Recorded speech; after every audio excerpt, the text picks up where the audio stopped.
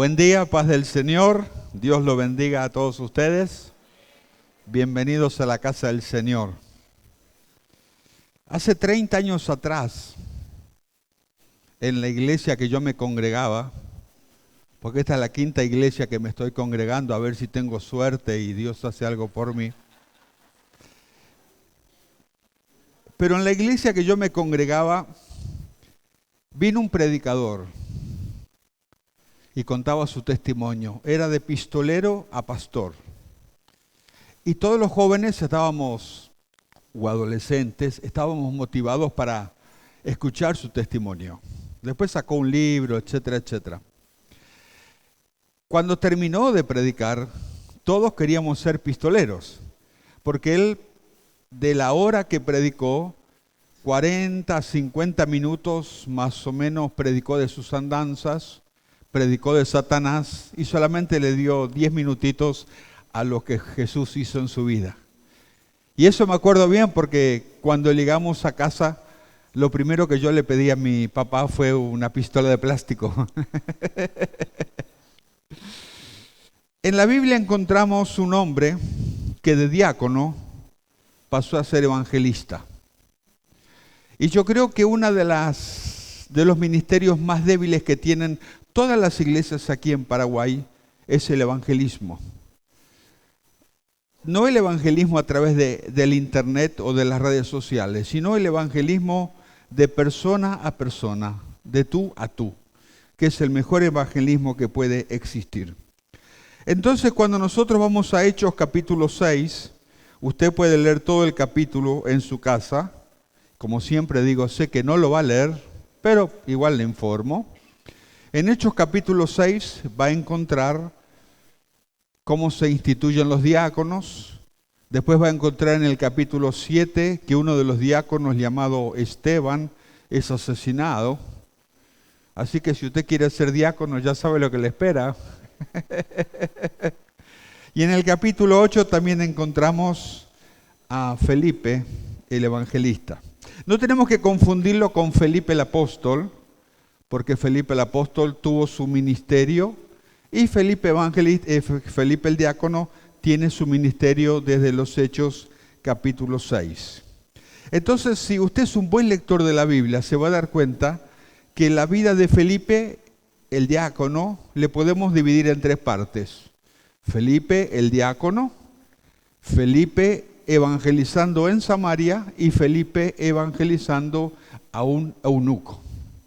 Porque siempre es bueno que tengamos una estructura cuando hablamos de las personas. Es muy importante hablar de los personajes bíblicos. Y le voy a explicar por qué. Esto, por ejemplo, se llama un bosquejo biográfico, porque hablamos de la vida y de la obra de ciertos personajes bíblicos. Porque las personas que están en la Biblia fueron igual que nosotros. La Biblia dice, por ejemplo, que Elías era un hombre sujeto a pasiones igual que las nuestras.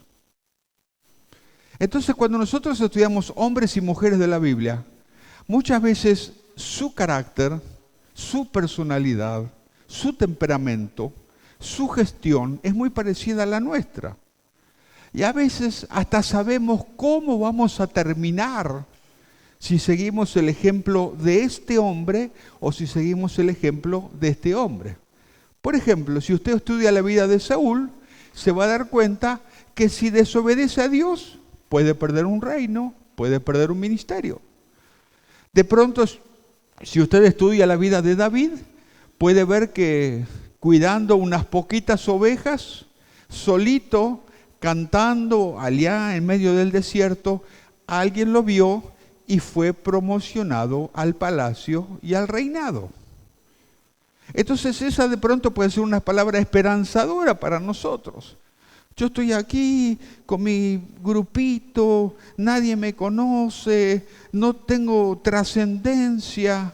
No se preocupe, alguien algún día lo va a ver y lo va a promocionar. Porque así nos enseña la palabra del Señor. Y acá nos encontramos con un gran problema. Creció tanto la iglesia que ya los pastores principales, porque el cabecilla de la iglesia primitiva siempre fue Pedro, ¿sí? Jacobo le acompañaba como obispo y Juan le acompañaba como maestro. Había tanto crecimiento que les superó el servicio, porque el crecimiento afecta el servicio. La excelencia del servicio, porque uno puede seguir sirviendo, pero no como es correcto. Entonces ellos tuvieron un problema por culpa del crecimiento. ¿Qué son los mejores problemas, verdad? Imagínese que usted tiene una casita pequeña, tiene su habitación, tiene la habitación de su nena o de su nene, y de pronto se entera que su esposa está embarazada. De usted, por supuesto, ¿verdad? Hay que aclarar muchas cosas a veces, ¿sí? Hace mucho que andamos caminando el camino del Señor y ya sabemos lo que hay que decir y lo que no hay que decir, ¿verdad? Entonces uno dice, wow, va a venir el bebé, faltan 7 meses, ¿dónde lo vamos a poner? Tenemos un problema de crecimiento. ¿Qué vamos a hacer? Una nueva habitación, va a dormir con nosotros, le vamos a pasar a la nena para allá y acá. Bueno, un montón de problemas se generan por culpa del crecimiento. La iglesia primitiva creció tanto que empezaron las murmuraciones. Y las murmuraciones hay que tratarlas. Hay que hablar con el murmurador. ¿Por qué? Porque el enemigo estaba haciendo lo imposible para querer destruir el crecimiento de la obra. No lo logró con Ananías y Zafira porque Dios los liquidó en seco. Entonces ahora usa otra estrategia que es la murmuración.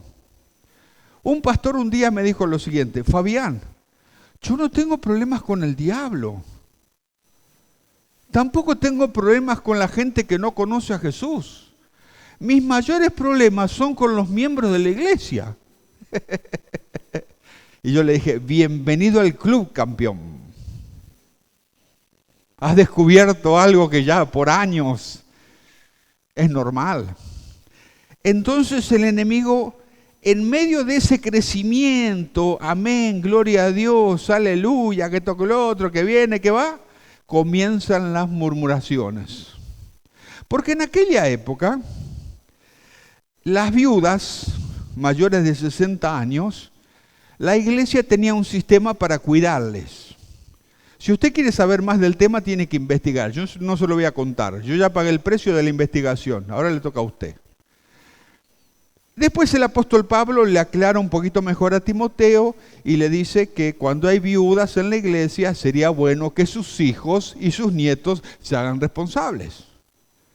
Porque a veces los hijos y los nietos de una viuda o de un viudo son tan vivos que le tiran todo el fardo a la iglesia donde se congrega su mamá o donde se congrega su papá. Y lo correcto es que usted, hijo, se haga responsable de su mamá y de su papá. Básicamente eso nos enseña la palabra del Señor. Y Pedro dijo, yo no puedo orar como corresponde, no puedo predicar como corresponde, no puedo salir a la calle para que la gente se sane con mi sombra, porque tengo que administrar la compra de alimentos para las viudas y tengo que atenderles emocionalmente. No, vamos a buscar personas que nos ayuden. Y ese a veces es nuestro problema, no queremos buscar personas que nos ayuden. Yo no sé por qué, pero queremos hacer nosotros nomás. Porque si el otro hace, no va a hacer como yo hago. Y si el otro hace, él ya va a tener su grupito. Y si el otro hace, ya va a tener poder para tomar decisión sin consultarme. Y si no delegas ahora, vas a delegar cuando te mueras. Y otro va a asumir la responsabilidad. Mejor hacerlo ahora en vida. Yo aprendí un versículo bíblico hace muchos años atrás y siempre lo menciono y la mayoría de la gente no lo entiende. Y está en Eclesiastés. Dice, es mejor perro vivo que león muerto. Aplíquelo a su vida. Es mejor perro vivo que león muerto. ¿Qué dijo el hermano? Bueno, investíguelo por su cuenta. Entonces, Pedro junta a la multitud porque la decisión se toma a nivel iglesia, a nivel familiar, a nivel junta pastoral. Y le dice, bueno muchachos, necesitamos personas que nos ayuden. ¿Qué clase de personas vamos a elegir? Y pusieron unos estándares muy altos para buscar personas que les ayuden. Y esto nos enseña a nosotros que hay estándares para servir a Dios y nunca nosotros tenemos que bajarlos. Este es el estándar para servir a Dios. Si querés, adaptate al estándar. Y si querés, no. A veces nosotros, por no perder una persona, y lo digo con todo respeto, a veces nosotros, por no perder una persona, bajamos todos los niveles a lo máximo posible. Y muchas personas que hoy están con nosotros, el día de mañana no van a estar más. Y muchas personas que hoy no están con nosotros, el día de mañana van a estar. Eso yo lo aprendí de mi papá. Mi papá tenía una iglesia de casi 800 personas. Cuando él se enfermó y tuvo otros problemas más, 730 se fueron.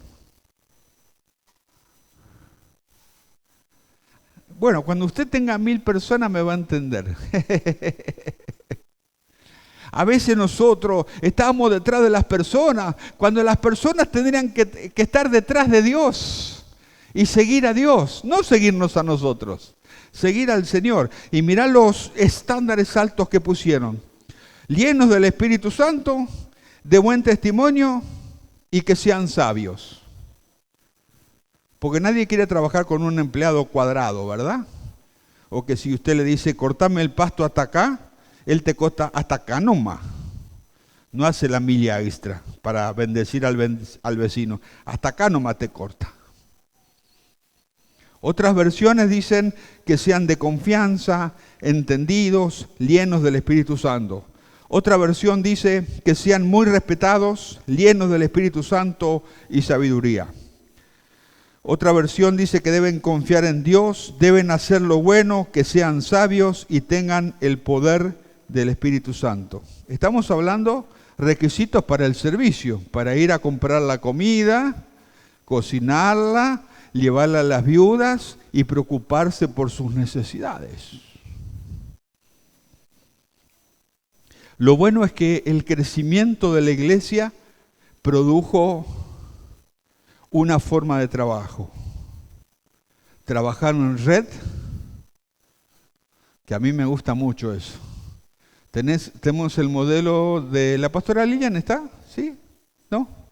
¿Sí? Ahí está. Ah, no la vi, perdón. Tenemos a la pastora Lilian, la red de jóvenes. El día de mañana uno puede tener una red de niños, red de damas. El pastor Javier Vera y yo vamos a hacer red de tercera edad. Ya de paso vamos a estar dirigiendo y viviendo en el hogar de ancianos que vamos a fundar. Va a estar bueno, ¿no? Aunque usted está más cerca que nosotros dos. Y ellos aprendieron a trabajar en red, que es la mejor manera de crecer. Y también aprendieron a trabajar en forma piramidal.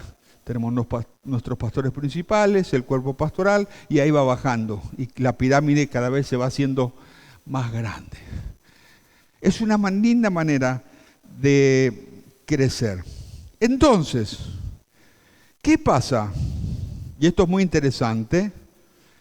En Hechos 1:8, Jesús os dijo que vayan por todo, cuando sean llenos del Espíritu Santo, que prediquen en Jerusalén, en Judea, en Samaria y hasta el último de la tierra. Bueno, hay versiones que nos enseñan que se tenía que hacer todo al mismo tiempo. No primeramente en Jerusalén, después en Judea, después en Samaria y después hasta el último de la tierra. Todo al mismo tiempo tenía que hacer. Un evangelismo agresivo. Pero todos se acomodaron en Jerusalén. El día que tú te sientas cómodo con lo que estás haciendo para Dios, es el primer día que vas a fracasar. Lo lindo es cuando nosotros servimos a Dios y siempre estamos incómodos y siempre nos damos cuenta que nos falta algo. El día que usted me diga, por ejemplo, Fabián, yo ya sé predicar en la iglesia, ya de taquito nomás, ya así predico, y si cuento alguna cosita, la viejita iba a llorar y el otro se va a conmover, es hora de que usted se va a fundir. Siempre es bueno estar incómodos con lo que hacemos para el Señor. Vamos a hacer algo mejor. Vamos a superarnos, vamos a tratar de involucrarnos en una responsabilidad donde no nos va a ir bien, quizás al principio vamos a tener nuestros errores, pero vamos a superarnos. Si no, vamos a retroceder y no vamos a venir nunca más a la iglesia. Y eso le pasó a la iglesia en Jerusalén. Entonces, ¿qué hizo el Espíritu Santo? Mandó una persecución. Y eso lo aprendí de David Florenciani.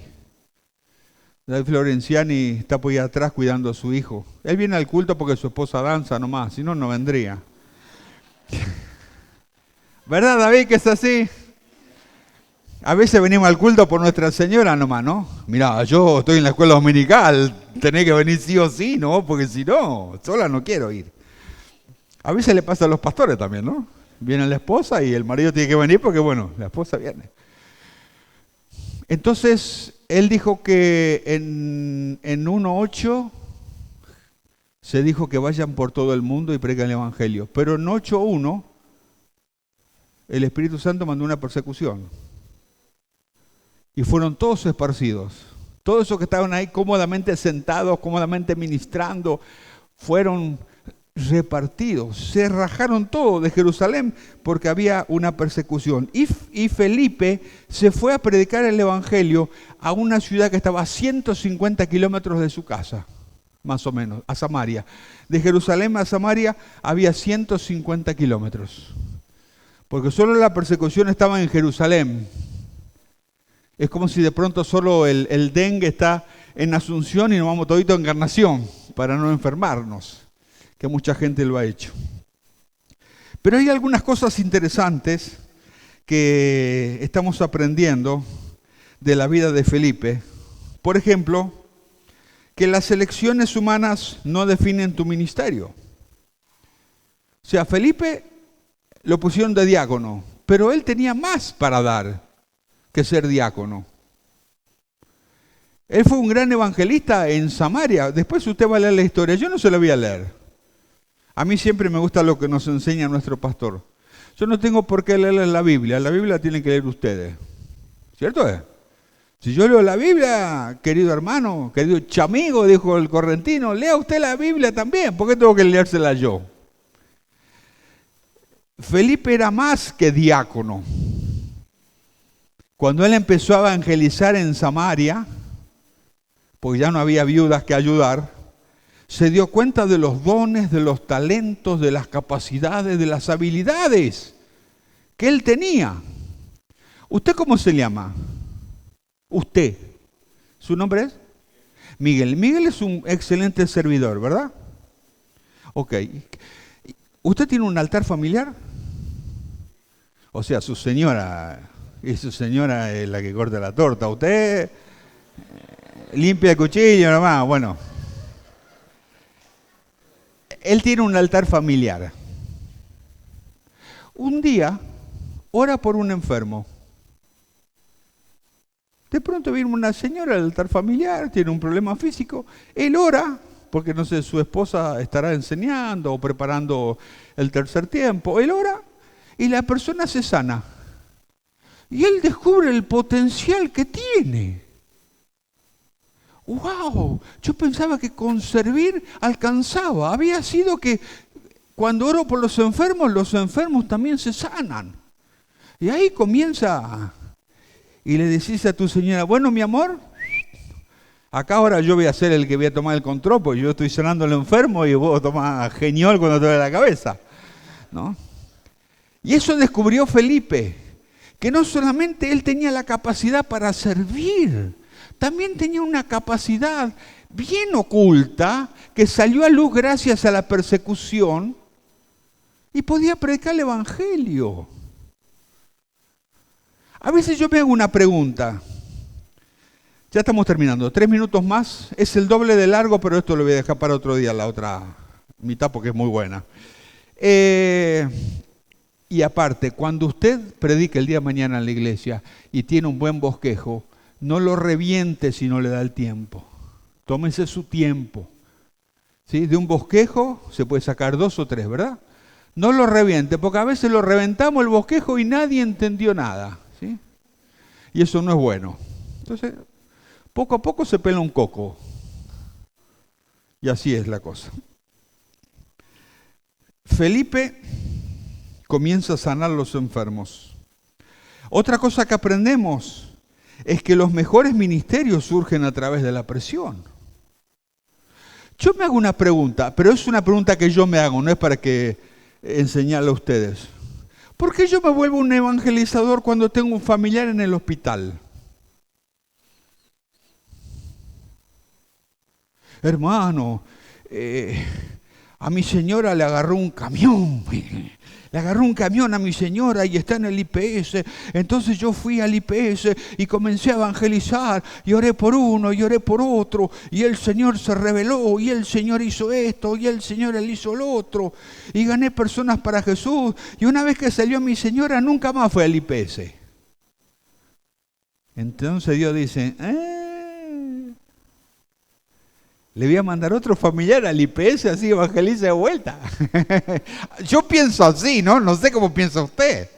Pero cuando tenemos un familiar en el IPS o en emergencia médica, somos reevangelizadores. ¿No lo podríamos hacer eso todo el tiempo, antes que alguno de nuestros familiares se vaya al hospital? No vamos a debatir si Dios lo permite o no lo permite, ¿no? Ese es otro tema. Pero a veces los mejores ministerios, queridos, surgen a través de estas presiones. Y algo también que aprendemos de Felipe es que nunca uno tiene un ministerio completo. Si usted piensa que usted tiene un ministerio completo de servicio, está re equivocado. ¿Por qué? Porque cuando leemos la Biblia, vemos que Felipe sanaba enfermos, echaba fuera demonios, confrontaba a la magia y la vencía, por supuesto, pero no tenía el poder para que las personas reciban el Espíritu Santo. Eso le faltaba. Tuvo que llamar a Pedro y a Juan que vengan de Jerusalén. Y la Biblia dice que cuando Pedro y Juan ponían la mano, recibían el bautismo del Espíritu Santo con la evidencia inicial de hablar en lenguas las personas. Eso Felipe no lo tenía. Entonces, si usted quiere servir al Señor y piensa que es lo máximo, no. Necesitamos depender de otras personas también. Cuando él fue elegido diácono, trabajaba en equipo, alivió la carga de los apóstoles y su labor ayudó al crecimiento de la iglesia. Y termino con un ejemplo, porque ya alcanza. También en Centroamérica se maneja otro refrán que dice que es mejor un clavo bien clavado que 10 que se doblen. ¿Sí? Y hay hermanos que empiezan con Abraham, después al otro lo suben al árbol, después lo bajan, después hablan de Jesucristo como cordero, después como león y no entendemos nada, ¿no? Importante entender bien. Hay un hermano que en una época se hizo muy famoso en otro país y él contó cómo comenzó como guitarrista. Él era ayudante del guitarrista. Estaba la guitarrista principal y él estaba ahí haciéndole el aguante. Y si él no estaba, el ministerio no funcionaba.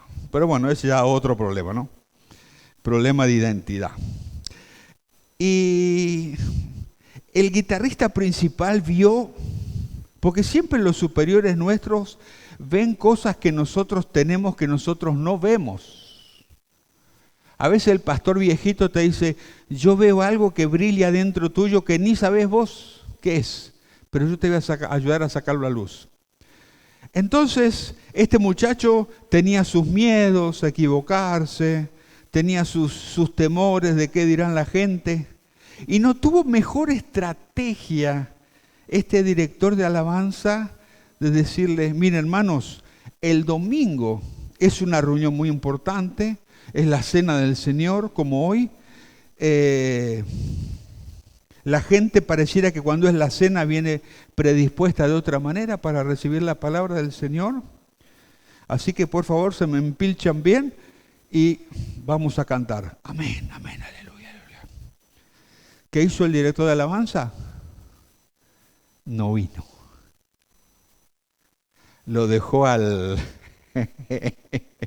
su ayudante, a su pistolero, solito. Y ahí salió su ministerio a luz, porque no podía agarrar la guitarra e irse a su casa. Ya estaba ahí, frente a la gente. Ya las papas quemaban. Y el tipo ahí, en medio de la presión, empezó a cantar y a ministrar, y fue una bendición del Señor. Por eso es bueno a veces a los hermanos que cantan, que predican, que sirven, hacerles la camita y dejarlos solos, amén. Señor, te damos gracias en este día. Eres tan bueno para con nosotros. Señor, Felipe comenzó sirviéndole a las viudas, preparándoles la comida, presupuestándoles el alimento, brindándoles asistencia emocional, y llegó a ser un evangelista tremendo en el libro de los Hechos.